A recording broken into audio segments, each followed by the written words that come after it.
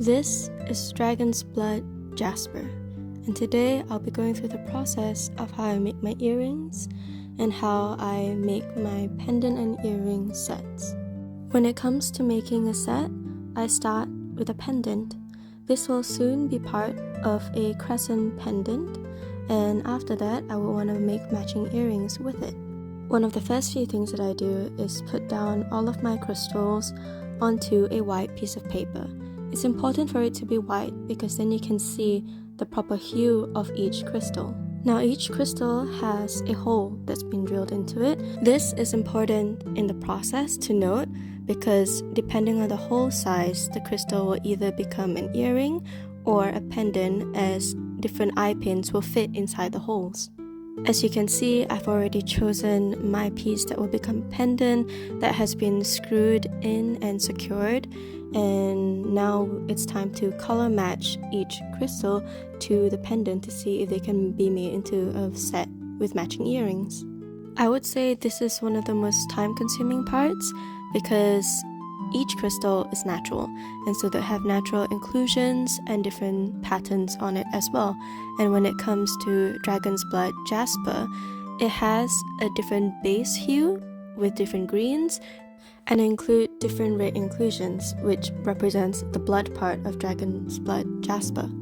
As you can see, it takes a lot of time to be able to match the different greens. Also, I forgot to mention that it is important to have good natural lighting so that you can see each color shade properly.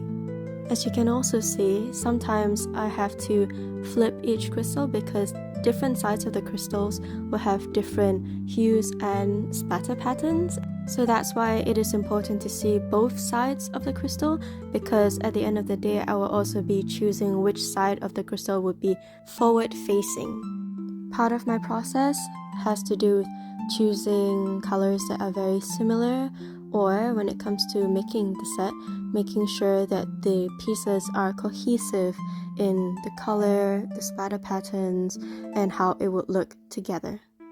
As these crystals are natural, they have natural inclusions and natural patterns, so sometimes it takes a lot of time to be able to match them all.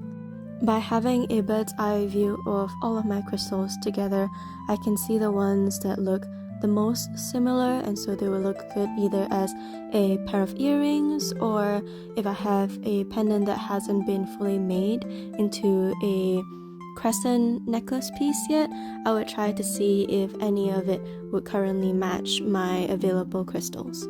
So yeah, this is part of the process for me when I make jewelry. I try my best to make sure that they are as close a match as possible when it comes to a set with a pendant and a set of earrings, or when I'm just making a pair of earrings in general. I believe in making them look cohesive together, that the colors would be as close as possible, but at the end of the day, since they are made of natural crystals, they include variations and they have their own little personality, and sometimes that means that I can't get an identical match, but I do try my best to get them as close as possible. I know this is much longer than my usual content, and I feel like it is important to show the behind the scenes, so please let me know if you like seeing these things or if I should just stick to shorter form content.